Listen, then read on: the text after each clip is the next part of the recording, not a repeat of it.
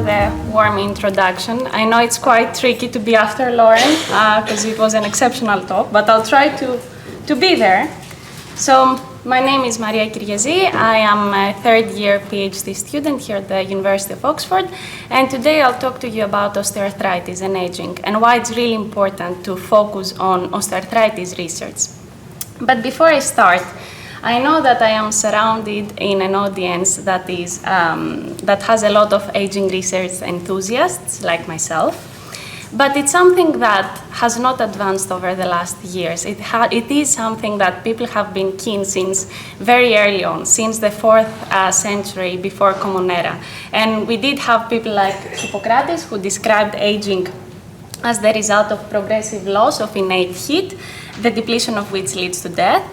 Then this was followed by Platon and Aristoteles, who further elaborated this theory and considered aging as influenced by the extrinsic stimuli, such as that coming from the environment or the nutrition that influence the aging process. And this was then followed up by Galen, that described the process of getting old as natural and lifelong, and indicating that death derives from the body deteriorating itself. So all these are still applicable today, and many, many more theories have emerged ever since, with people still being very, very interested as to why we age. And though we do have the technologies and we have evolved a lot in the research, we still don't know why we age. What we certainly know is that we are living longer. So this is old news now. We do know that there is a global leap in how much we live, how long we live. And according to the World Health Organization, we do know that by 2015, the number of people that will be older than 60 will go from 1 billion to 2.1 billion. And this is a huge leap.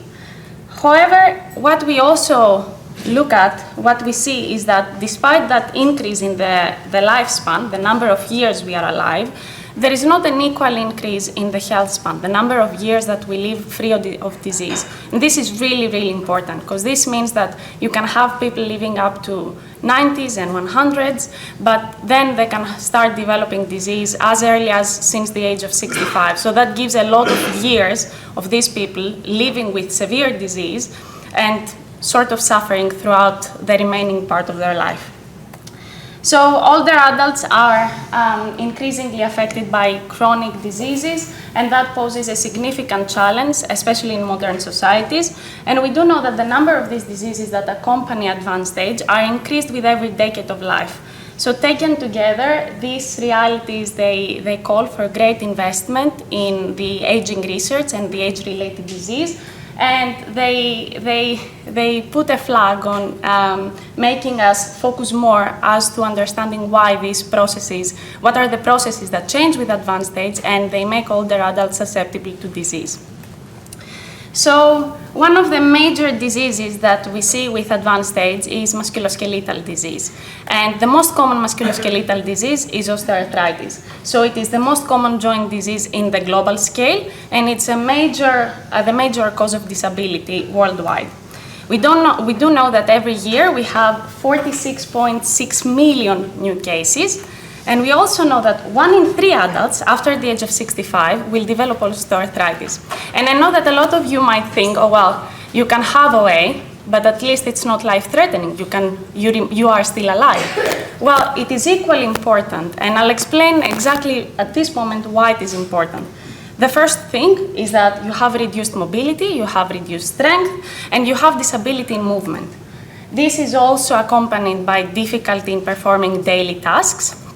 You have very high pain and stiffness, and if you have anyone in the family that is a patient of OA, like I do, you do know that patients usually avoid to perform daily tasks, like simple tasks as even going out for a simple walk. You also know that you lose dependency and functional decline, and though for years we thought that osteoarthritis is not a systemic disease, there is an evident link suggesting that OA impacts the metabolism, so we have patients that slowly might be more prone to developing diseases like cardiovascular disease or metabolic disease and even obesity. And recent evidence also suggests that there is a direct link between osteoarthritis and neurodegenerative diseases. So recent metadata analysis show that patients with OA are more likely to develop neurodegenerative diseases like Alzheimer's, and there is a direct link, a direct axis between the brain and the joint. And finally, it poses a massive socioeconomic and healthcare impact, which is really important to pay attention in the modern societies. So the current treatments, the gold standard treatment is actually joint replacement. And current therapeutic strategies focus more on pain relief. So it's really, really important to understand what are the underlying mechanisms that make adults prone to developing osteoarthritis, and how we can help the older population not develop OA, prevent it or postpone it, so that we can help them have a longer and healthier life. When it comes to the biology of osteoarthritis, and I've attached an example of the knee here. In normal conditions, we have the articular cartilage, and this is the soft tissue that supports the joints, and it contains post-mitotic cells called chondrocytes. So under disease, we have severe degradation of the cartilage tissue. We have loss of these chondrocytes. And for years, osteoarthritis was considered as a wear and tear disease. The main sign of damage that people were looking at was the cartilage. Now, we do know that there are other sites that are severely impacted as well. We know that OA joints have mild inflammation that is characterized by expansion of fibroblasts and immune cells that are resident in the tissue. We know that the synovium, which you can see at the bottom picture there, the synovium that contains two layers also alters with disease. So usually the synovium has an outer lining layer that contains fibroblasts and an inner sublining layer. And we know that in osteoarthritis, patients show an expansion in the lining layer, the outer layer, that relates to mild inflammation and more damage and pain. We also know that in severe cases and progressively with osteoarthritis, we develop osteophytes, which are bone-forming regions, as you can see at the tip of the joint, that cause more severe pain and stiffness to the patients. So, having said that, a very, very big significant challenge that we have in osteoarthritis research is the lack of tissue. It's really, really hard to have tissue, and this is because all the tissues that we get in the lab are coming from patients that went through joint replacement. So it's really, really tricky and challenging to understand what happens in healthy aging, what happens in healthy young conditions, and how this alters with aging. So we are focusing more on mice. We have developed two mouse models. The one is to understand the naturally occurring osteoarthritis happening as a result of advanced age, and the other one, the post-traumatic model of the disease. So what I've found so far in my PhD is that with age, naturally, mice develop signs of osteoarthritis. We see that by 24 months, they show severe degradation in the articular cartilage. This is further characterized by formation of mature and sizable osteophytes. And they also show changes in the synovial tissue.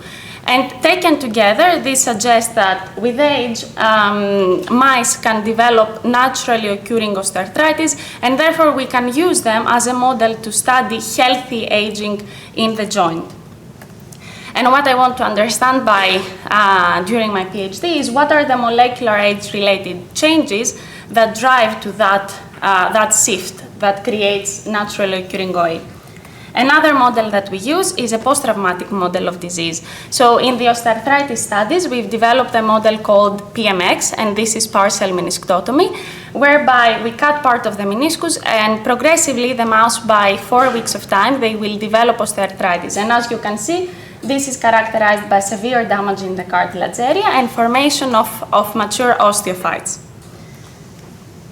And so, taken together, we can use these models, the naturally occurring osteoarthritis and the PMX, in order to study the drivers, the underlying molecular mechanisms that drive osteoarthritis in healthy aging and in disease. So, what are these mechanisms? What are these age-related mechanisms that we are focusing on? My main focus is autophagy. Autophagy, as many of you might know, is the cellular recycling pathway which basically it breaks down and it recycles molecules and aggregates in the body in order to help them to reuse them and to make them functional again. And though when we are young, this process is very efficient and it works very well, as we get older, it's reduced. It alters with age, it becomes more dysfunctional, and it leads to disease. And this is very important because we don't want to kill cells like chondrocytes in particular, considering they are post-mitotic, they cannot rejuvenate. So it's really important to find alternative ways to keep them back, take them back to their initial state. The other mechanism I'm focusing on is, as Lauren very nicely introduced, is senescence. So senescent cells, as all of you know, they stop dividing, but they are still metabolically active, and they do not enter apoptosis. Or at least they can for a certain extent. So in the lab, I hope you'll be able to see it there. So this is an example coming from Murine articular chondrocytes. As you see, in normal conditions, they are close together and they are looking healthy and nice. But under senescent conditions, they become enlarged. And as Lynn describes them, they look like fried eggs.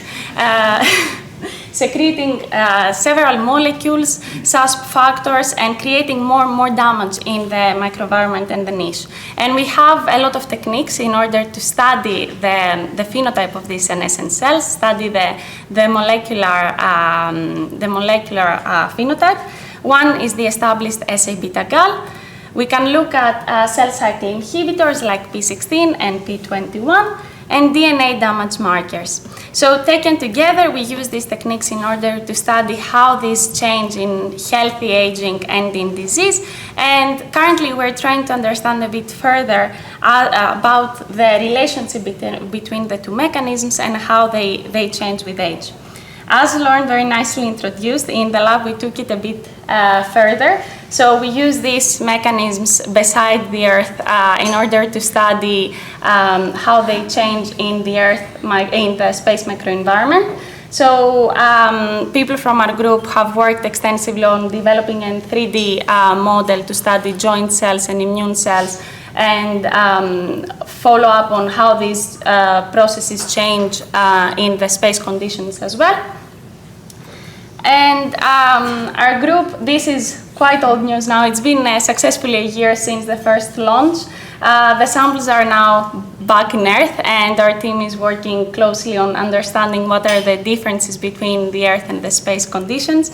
And ultimately, what we hope to understand is what is the interplay between the two mechanisms, between autophagy and senescence, and how we can understand a bit better what happens in healthy aging and in disease. And what I hope to be able to answer by the end of my PhD is how do these processes change with age in the joints, and what is the role in osteoarthritis. And taken from that, what we hope to find and take to the next step is to identify novel therapeutic strategies and new drugs that can help to treat or rejuvenate the cells in the joints and help adults with osteoarthritis. So with that, I would like to give a warm thank you to my amazing research team and my even more amazing mentors, Professor Gad Al-Saleh and Professor Lynn Cox. I would like to thank the Melon Longevity Graduate Scholarship. Lauren is the first one. I am the third one. We also have Hamza Ahmad, who unfortunately could not make it with us today, but he's also working on a very important part of aging research as well. And he's not in this picture either, unfortunately, but I promise we do hang out with him too. And of course, the biggest thank you should go to Mr. Jim Melon. We are truly grateful for the support in our work and the aging research. And none of this would be possible today without your support. So I'll put an end here. Thank you very much. And we are both very happy to answer any questions.